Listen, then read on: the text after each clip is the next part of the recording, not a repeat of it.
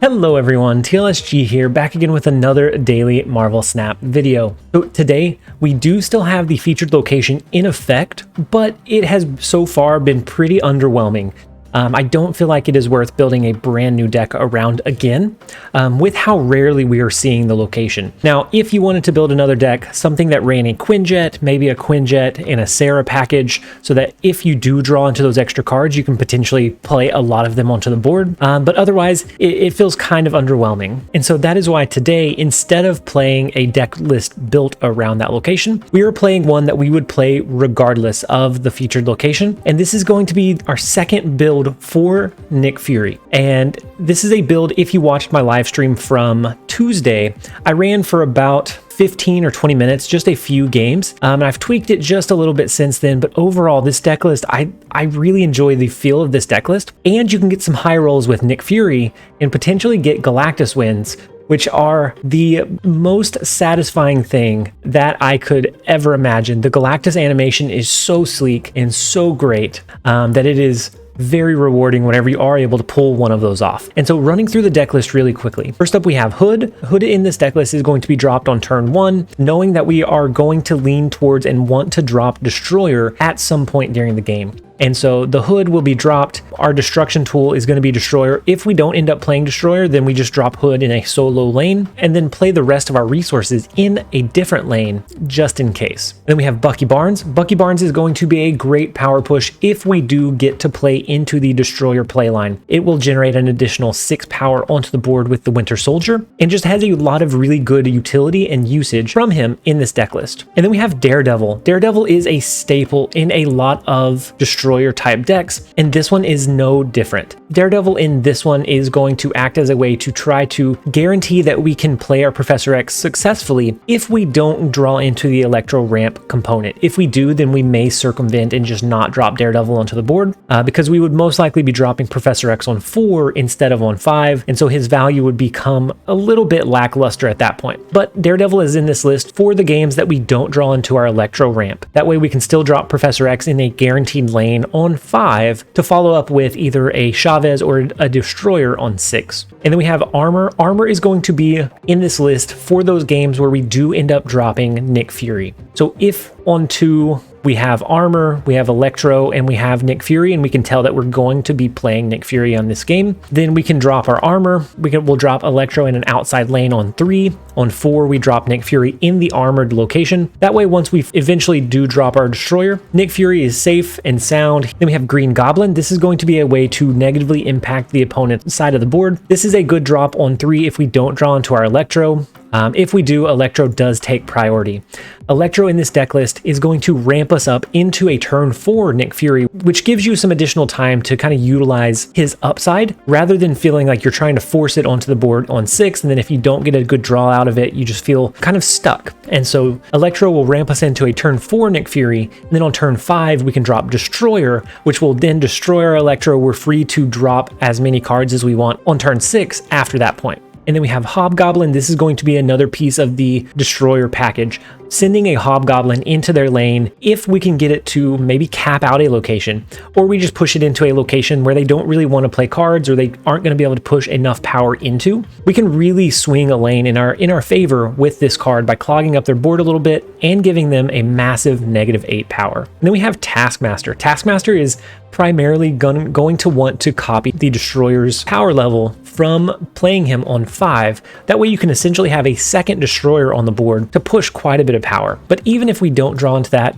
we can potentially draw into a good 6 cost card with Nick Fury. Maybe we end up dropping a Giganto. Maybe we end up dropping some other decently powered card that Taskmaster can copy, but his primary use in this list is going to be copying Destroyer. Then we have Professor X. Professor X is going to be in this deck list to lock down a lane that is going to keep it safe from the Destroyer play. If we can guarantee that we have a lane locked down in our favor, that makes winning that second lane much easier. If we lock down a lane on 4 and then we drop Destroyer on 5 and then we Taskmaster on 6, that's a lot of power that is going to be very hard to compete with. And then we have Nick Fury. Nick Fury is going to generate those additional cards in our hand. Sometimes he's going to generate a Galactus. We have gotten a couple of Galactus wins from this list and it's so satisfying. Other times he's going to generate a leader, a Chavez, a Hulk, just some other decently powered 6-cost cards that we'll be able to drop onto the board. And then we have Chavez. She is here to help increase the consistency of our draw for our other cards. We would much rather draw into our Electro early instead of having both of our 6-cost cards in hand. And so this is going to, yes, disrupt our turn 6 draw, but if we draw into the perfect play line prior to that point, we don't really need that turn 6 draw anyways. And then we have Destroyer, who is a wonderful card in this list to be able to ramp up, to be able to destroy the Electro, and then we're free to play as many cards as we want after that point. And at 16 power, he is a pretty big board presence, especially if we can drop him on 5, followed up by another one on 6.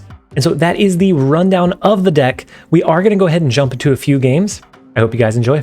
All right, so first up we have Diane Kratos, and it does look like we have the pretty good wombo combo of the Hood, the Electro, the Fury on 4, followed by a Destroyer on 5. So let's go ahead and snap. That is a pretty big board presence for us. I'm going to go ahead and throw the Hood into Nova Roma here, and then turn 2 we will probably pass unless we draw into something else that will be able to utilize it. But I do want to snap early, that way we can really emphasize and elevate our lead or advantage while we have it. And so we could drop the Demon here, but we are planning on dropping our Destroyer, so I'm not going to play him just yet. We're just going to go ahead and play it slow and pass here. Now they did have a Black Cat, which got discarded. They had a Lady Sif, which discarded one of their cards as well. The Triskelion does come in and fill up both of our hands, which is okay. I think it's better for me than it is for them, because they are probably relying on drawing into Hela, or they need to draw into Hela. And now they have some kind of mediocre cards that they're going to have to rely on. So unless they already had Hela in hand, that at least buys us one additional turn. So we do ramp here.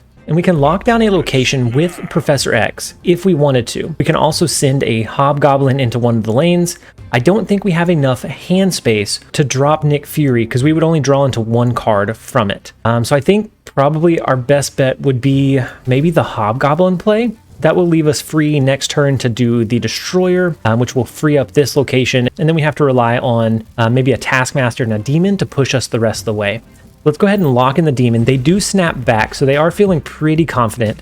So they do resummon, instead of the Infinite, they resummon their Black Cat, which is okay. That's not terrible. And we do draw into our Taskmaster. Beautiful, beautiful, beautiful. And so now we can play, I think we play our Destroyer here. Depending on where they play, that's going to open up our play possibility. We can do both the Taskmaster and the Demon and Misty Knight on 6 if we wanted to. And so they also play a card. They play Nick Fury, so they are generating 3 random cards in their hand. So they may be trying to go to the Nick Fury casino here, and hoping for a good upside. I think we copy our Destroyer here. We're winning this lane by 9. We're winning this lane by 4 currently. And so if we drop Demon here and they do play Hela, let's say they play Hela and they resummon their Infinite. If they play Hela here, then they actually win this lane. If they play Hela here, then they win this lane. So it comes down to where they play their Hela at. And I think they play it into one of these other locations instead of Hellfire Club. So if they play it here, we win this one by more. If they play it here, with the Demon, we'll win this one by more as well. And so then I'm also going to go ahead and throw our Misty Knight just because we have the extra energy to do it. And then let's go ahead and let this one play out. If they drop Hela, then I think we're okay. And so if in the left-hand side they drop Hela, that's great. Right now, we would win. And they only have, so it's just Giganto. So that is not going to be enough. The Nick Fury, actually, no, they had that naturally. They didn't get enough cards discarded to make use out of Hela, even if they drew into her. And so we are going to start the video off with a nice 8-cube gain. The Taskmaster Destroyer combo is really, really hard to beat, especially if you have another Demon to add into the mix as a kicker. And so let's go ahead and jump into another one.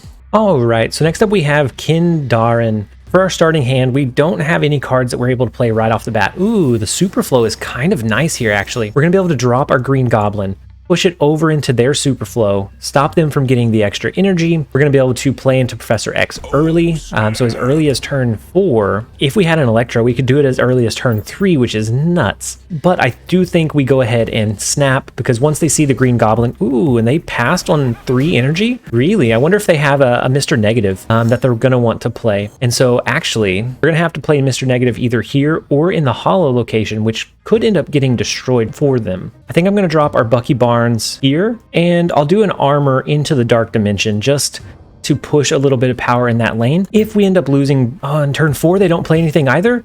Oh, I guess it's turn 3.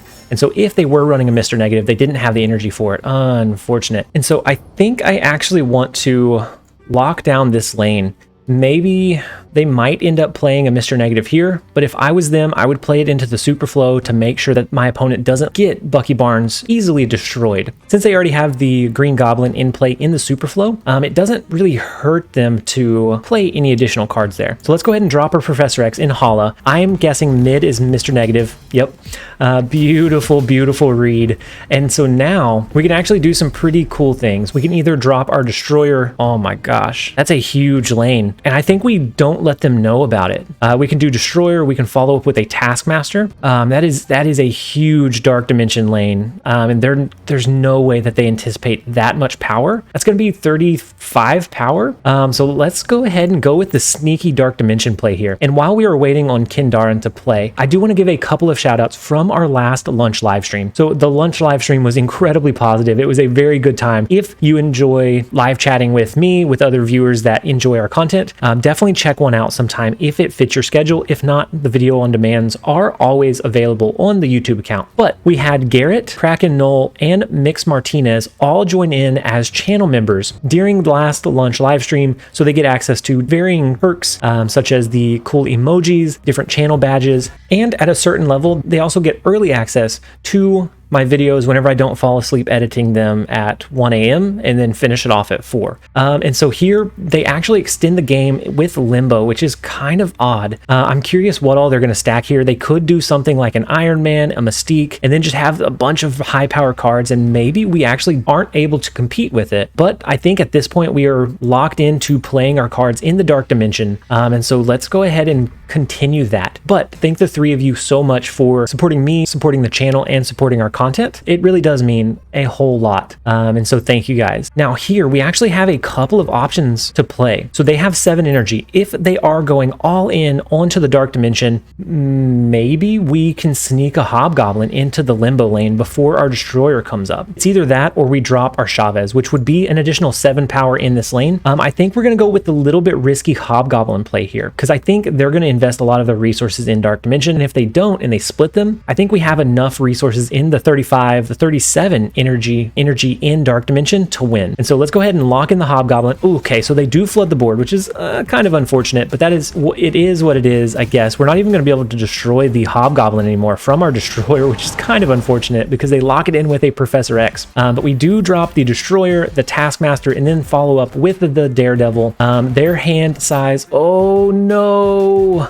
My friend, the White Tiger can't go anywhere. That's great. The Wolfsbane will double trigger. Is it going to be more than 37? It will be awfully close, but no, not quite, unfortunately for them. Fortunately for us, we do come out with the 4-cube win. Very good game, Ken. Very, very good game. It was very close. That Professor X definitely scared me a little bit. And then had it been like an Iron Man here instead of the White Tiger, had you drawn into inverse Iron Man, there would have been no stopping you regardless of what I played on that last turn. All right, and then next up we have Nier. And in our starting hand, we have the Destroyer, the Taskmaster kind of combo or play line. If we can draw into one of our ramp components, that's going to be perfect. And then while we are waiting for the next turn to load and us draw into our cards, as of the time of recording this video, we are at 2,770 subscribers. We are this close to that 3,000 subscriber mark. And so if you guys are watching this video and you do enjoy it, but you are not subscribed, consider subscribing. It does help the channel grow. It helps let me know that you are enjoying the content, and it helps push us up over to that 3,000 barrier, which is going to be huge. It seems like 3 months ago we were at 1 subscriber. It's because we were. We started the channel about 3 months ago, so the growth has been phenomenal, and I owe that to you guys. So thank you so much. And again, if you do want to potentially consider subscribing, I would greatly appreciate it. So here we are going to drop our Green Goblin into the Avengers compound. They ran a Debris, So they're running probably some kind of disruptive deck, maybe something that has that has like a Viper or another card to send us junk, and maybe not. They have Rescue, which is a decent power push for a debris style deck. But we do have the Daredevil, so we're going to get the upside of knowing what they play in the Avengers compound. So we will be able to know if we can lock it down with Professor X. If we need to go with some other play, we will have that information available. And so whatever they drop, we know that they're going to get an additional 5 power. Really? So they drop a Professor X. So they get 5 extra power, which pushes them right at 6, and then the 3 power Professor X comes in and pushes them to 9. That is exactly what we are going to be. So as long as they don't have a way to buff up their rock, then we should be okay. If they do, then a little unfortunate, but we don't have a better play line here, even regardless. And so let's go ahead and do the return Professor X on them. They do have a cooler variant. We just have the base model. They have the cool version. So we're going to be 9 power. They're going to be 9 power. We have to see if they have maybe a Patriot or something that is going to buff that card up. And so on this final turn, we do have our Destroyer, which we can play into nowhere, and it's not going to trigger the Honorville ability. We're not going to lose the 2 power that we have in Daredevil, which I guess isn't phenomenal, but I think it's, ooh, what if they have a really, really disruptive deck and they have an Arrow for some reason? I don't know why they would have an Arrow. The odds of getting Fisk Tower are low. We're going to risk it with Destroyer mid and hope that they don't have a way to buff up their rock. So a Khazar here would be beautiful. Oh, okay, well, that's not fine. I was going to say that's fine, but it's not. Had we dropped our Destroyer in Fisk Tower like we thought about, it would have ended up being an exact tie. Because we would have had them destroy all of their cards. We would have destroyed all of our cards. It would have been a flat tie across the board. So near very, very good game. Unfortunately, we didn't play the Destroyer with the anticipation of leader. We are going to go ahead and jump on over into the next one. All right, so next up we have Retsudo. And we actually have a turn 1 Nick Fury or a turn 1 Destroyer. I don't know which one is going to be better. Obviously Destroyer is more power onto the board. But if we drop Nick Fury and we get a Galactus, we know that we can play around that. We can drop a Green Goblin into one of the lanes. We can drop maybe Hobgoblin on 5 into that same lane, followed by a turn 6. Let's go ahead and try for the Galactus game here. I think as far as like competitive gameplay, a Destroyer would have been better. But in terms of us wanting to try to get that high roll game, we are going to go with the Galactus here, or hopefully the Galactus, but the Nick Fury. Can we draw into Giganto? No, we don't get it. That is okay.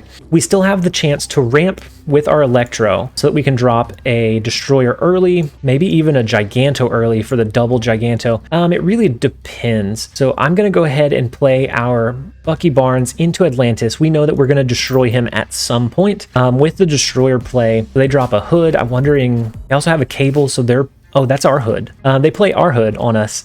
That they stole with Cable. And so here I think we do ramp up with our Electro. I am going to go ahead and play it into the third lane because we didn't get the Galactus high roll. We don't have to try to spread out our power. And we don't draw into our armor. And so poor Nick Fury, he didn't know what was headed his way. He is in end times now. He does not have much time left. Let's go ahead and try to go for the high roll here. If they do play a card and cap out Project Pegasus, that's fine. We're still going to drop Destroyer on turn 5. If they don't, then we send a Green Goblin their way. We help mitigate the Project Pegasus upside as well. Okay, perfect. So they don't, we're able to send and sneak our Green Goblin over. That gives them 9 power. They can, of course, run something like a Moon Girl to buff up their collector by, I think at max, probably, I'm going to think about 5. And so here we are going to go with the Destroyer play, which should give us the win in Project Pegasus. Next turn, we can do a Taskmaster, which will give us another 6 power or 16 power in Kunlun. And actually thinking about it, knowing that we were going to drop Destroyer and hoping for the Taskmaster, we could have kept Atlantis clear. And then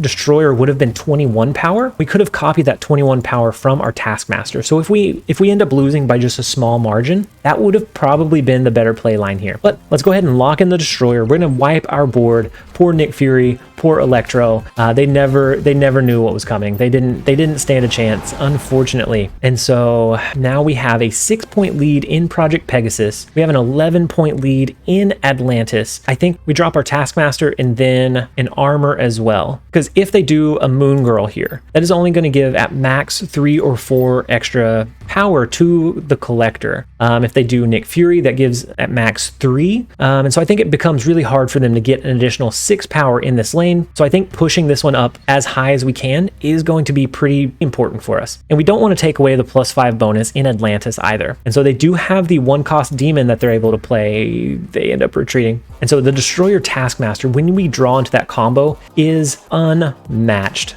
And so let's go ahead and jump into one more. All right, so next up we have Survivor Bear, and we do have the upside of having Olympia here, which helps us draw into extra resources. I think we go ahead and snap. We have a decent shot at drawing into our ramp component now. Even if we don't, we do get the upside of having Destroyer that we're able to drop onto the board for a decent amount of power into one of the lanes. And so we do snap right off the bat. We want to press our advantage while we have it before they realize just how strong our hand can potentially be. And then there comes in the Electro. Let's go ahead and play Bucky Barnes into the Olympia lane. Next turn, we can play Electro really wherever we want. And then we can either lock down a location with Professor X, or we can send them a Hobgoblin. We can potentially do a Nick Fury play. We cannot do a Nick Fury play because we are not going to have any hand space to do that. So I think we're actually going to go with the Electro here. Next turn feels almost like a Hobgoblin play. I would want to do the Professor X just to guarantee and lock down a lane. We're not going to have a great read on where that location or what is going to benefit from that the most, or which one has the highest chance to successfully lock. And so they drop a Goose in Olympia, and then they drop an Ebony Maw. Okay, so they're running an ongoing deck, but they do cap themselves out in New York, but they will be able to potentially move cards over on that final turn for some upside. Actually, knowing okay, yeah. So I actually like this play a little bit. We could go with something like a Hobgoblin here to bring them down to a -1 until they move cards over. We could go with something else, and the Hobgoblin play wouldn't be bad.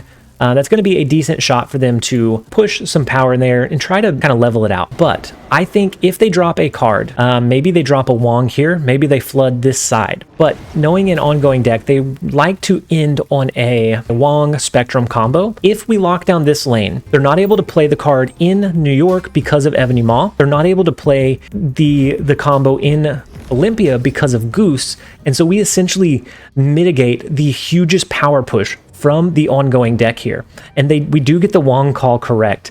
And so now they have a trapped Wong. That was the Wong decision, my friend. We do get some pretty good upside out of that. And so now, even if on turn 6 they move their Goose over, they're not going to be able to play cards in Olympia until it's officially moved, I believe. And maybe I'm wrong about that, but I think I'm correct. And even if they do get 1 Spectrum off, that's going to buff Wong up to 4. And so that's not going to be enough for them. Let's go ahead and end their misery. Let's go with the Destroyer play. That will not destroy our Professor X, but it will give us some power in Olympia. Next turn, we can do a Taskmaster to copy that power into New York, and they're not going to be able to compete with that much power, even if they do move some of their cards over. Oh, I was so wrong. Oh my gosh. Oh, that's tough. That's very, very tough, guys. So they have the Mystique, which copied the Wong's ability. Oh no. Oh no, no, no. Okay, so the Mystique play was clutch for them. They can move Goose over, they can move Lizard over. That's going to give them 5, 6, 7, 14 power here. If it gets hit twice, that's going to be 12. We lose, don't we? Oh, we lose this one. As long as they have Spectrum in hand, we lose. And the Olympia gave them a really good shot at doing it. I'm not confident enough. And maybe the Goose, I know with Ebony Maw, that effect lingers until you lock in that move. And so even if Ebony Maw was in Olympia and they tried to move him out, they wouldn't be able to play cards in Olympia until that move was fully locked in. And I assume that is what happened with the Goose play here, in that they were able to move Goose, but his effect was there until he was effectively gone. And so that I can only imagine or assume that that is what happened here. And so we got pretty lucky. So let's go ahead and jump into another one. All right, so next up we have ABS TXN. And starting off, we are going to drop our hood into the far right lane. We will follow that up with a Bucky Barnes on 2, and then we don't have a ramp component just yet. So we may end up playing Demon next turn. We may just end up skipping on turn 3. If we can get our Electro here to be beautiful, no, we get a spicy rock, just a fantastic rock. So we are going to go ahead and play our Demon into Westview, play the Rock into Stark Tower. That way we can try to start setting ourselves up to have a better chance of locking down this location with a Professor X play. So we do get Nick Fury here, but we did drop our rock, so we're not going to be able to use a Galactus even if we draw into it, which is okay. Oh, and then they use a Killmonger to really clear our board by quite a bit. I think our best bet might actually be playing Nick Fury into a Galactus. So let's lock in the Nick Fury here, which feels terrible. I bet they play resources in Stark Tower. Actually, no. We should be fine, right? So we can do a Professor X into Crimson Cosmos. We don't have to rely. I do want a Galactus game, but that doesn't feel like the way to do it. We can do a Professor X into the Crimson Cosmos. I bet they play power into Stark Tower this turn to get the upside from that buff. Let's go ahead and snap. And then we can do a destroyer in this far right lane, which will give us a pretty good power push. Oh, so they just play a rock here. What? So I know that they're not able to play any 1, 2, or 3 cost cards here, but I thought they would push some power here. I'm guessing they just didn't want to fully cap it out. Interesting. I think we have this one now. We were thinking the Nick Fury Casino, but it turns out the Professor X and destroyer play does bring us back from what we thought was an unwinnable match. All right, so next up we have Urano win, I think. And I know that we have been pushing really hard for a Galactus win. I really want to be able to bring one of those to you guys, but if we don't get it here, I think we're gonna have to end the video. I don't think we can push on into eternity to try and get this win. We do have to call it quits at some point. That's gonna be this game. If we get it, great. If we don't, then that is okay as well. So I think we're gonna do a Daredevil into Nowhere. We're also gonna play our Demon card this turn. This looks like maybe not a game that we end up dropping our destroyer. So Demon is going to copy somewhere else. If we don't end up destroying this lane, that's fine. If we do, that's fine. But we don't have our Electro to ramp into. We're going to shuffle the remaining cards we have into our deck and then draw 3 new ones. So we want to mitigate how many cards we are shuffling in. And so out we pull an Electro, a Hobgoblin, a Professor X, and a Destroyer. So we can do Electro here this turn. That'll give us 6 energy next turn. We could drop the Destroyer either here and hope that the second one populates here. If not, then it would end up destroying our Winter Soldier. So we would probably play it safe and just play the Destroyer into Nowhere. But I think that's what we're going to want to do.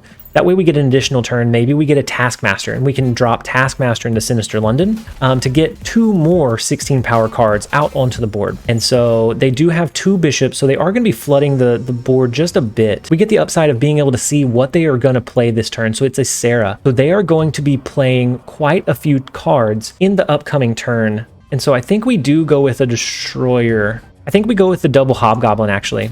A Destroyer would feel pretty good, but clogging up their space of play, I think, is going to be more beneficial. Now, Hobgoblin may populate into Nowhere and not get sent over. If that is the case, then we probably end up dropping Destroyer into the middle location or into Sinister London next turn and just go for the Hail Mary. So they do have a double Sarah, so they're going to have a huge discount on all of their cards. So it looks like a negative serotonin style deck. We do know that we cap out their Sinister London lane, and we get the upside that Hobgoblin does get sent over in mid instead of populating in Nowhere. And so now it all comes down to if we get lucky. We will drop our America Chavez. We're going to be able to play Chavez twice. If it goes here, then we can almost guarantee that we lock in the win. If it goes here, we have a decent shot either way, I think, at winning. So even if they have an Iron Man that's not going to do it here, I think we have a pretty good shot. Let's go ahead and snap. That probably makes them retreat. This is, of course, not a Galactus game. I do have a Galactus last turn play recorded, and I'll throw it up on the shorts within the next day or so, just so that you can see it. You know that I'm not full of it, but they tap out their board.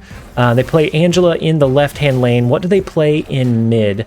So Iron Man, if they copy their Iron Man with a Mystique in mid, that's not going to do it for them. I don't believe. Okay, so they copied into Nowhere, which isn't going to trigger because it's an on-reveal ability. What do they play? They play Wolfsbane, which pushes up some power, but it's not going to push up enough. It's going to be just under enough power with the double 9 cost card. So we actually got very lucky that both the Hobgoblin and Chavez went into both Sinister London and to Atilan instead of going into nowhere, because that would have been really, really tough for us to go up against. And so with that win out of the way, we are going to go ahead and end the video here. I will be playing this deck more on live a little bit later today. So if you're seeing this shortly after it came out, around 10 a.m. Central Standard Time, we will be going live. So if you want to see more of the gameplay, potentially see a Galactus win, make sure to jump over and join us live to check that out as well. I hope that you guys enjoyed the video. If you liked it, make sure to leave it a like and a comment down below. As always, this has been TLSG. Later, guys.